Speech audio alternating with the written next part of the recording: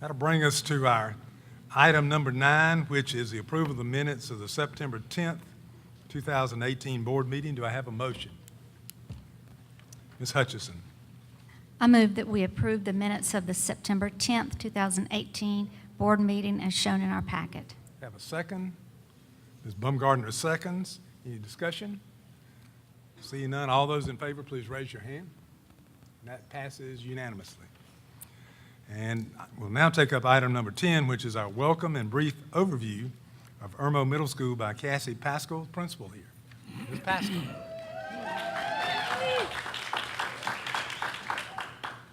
Good evening. How are you guys doing? Great. Wonderful. Wonderful.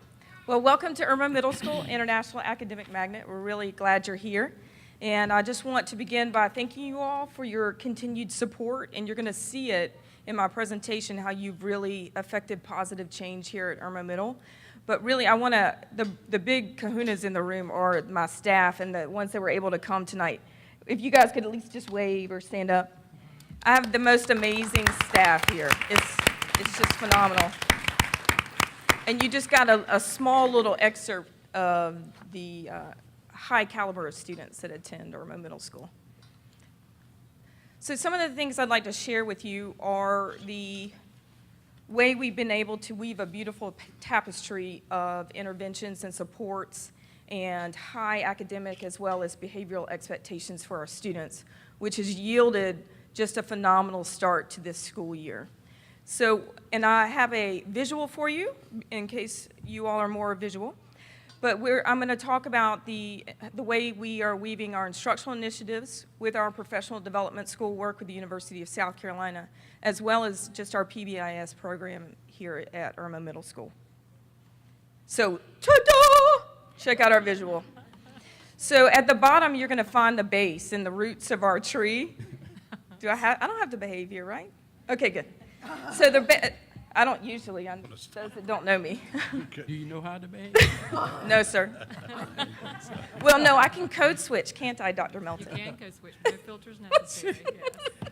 Don't behave. Be yourself.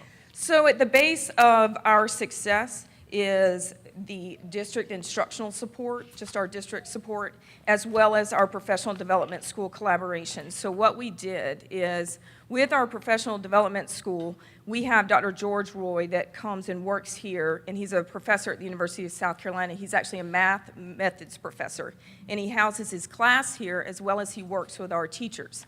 So Dr. Melton last year, around January, let me have a wonderful say-so in where we go instructionally this year. So in January of last year, we started planning what we were going to do this year in ELA and math.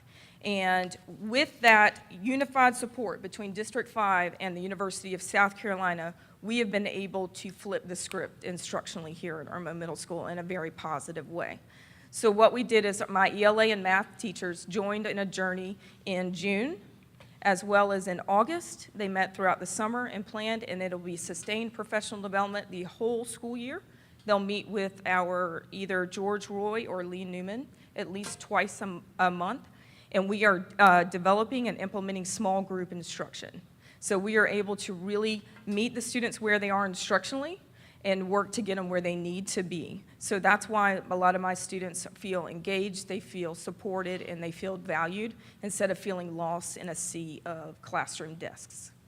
But within that, we are able to integrate our instructional technology, our reading intervention in order to really meet the needs. Our PBIS, and I'm going to talk more about that in a minute, our data teams, and our data teams are directly correlated to small group because within that pre-assessment, you're automatically given small groups that the teachers can use.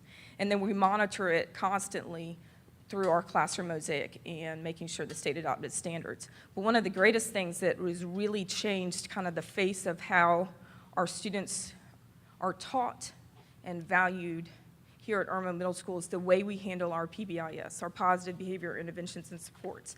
And we've taken it much further than buzz bucks and fun parties, and we've taken it to where we are working to teach the students the skills they need in order to be successful in their lives. We're trying to get them to connect where they are now to where they want to be in life. So we've used a lot of resolution between students, peer on peer, as well as peer and teacher conflict. And we use the resolution piece in order to teach them the skill deficits that they have. And what we're asking 13-year-old and 14-year-old kids to do is to code switch between home, because at home, yo, what's up is appropriate, but it's not so much appropriate when you're dealing with a teacher, or when I'm trying to get them to understand when they're dealing with their boss. So we've been able to really take our PBIS a lot further this year, and especially with our behavior interventionist. It's been a game changer. And we were in a triage this morning, and we're about to start small group instruction. One of the areas of growth for a lot of our young ladies is to be respectful.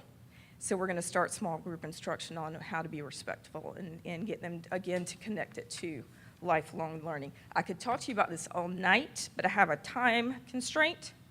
So I'm going to end it with this. I am Irmo strong all day long. Have a good night.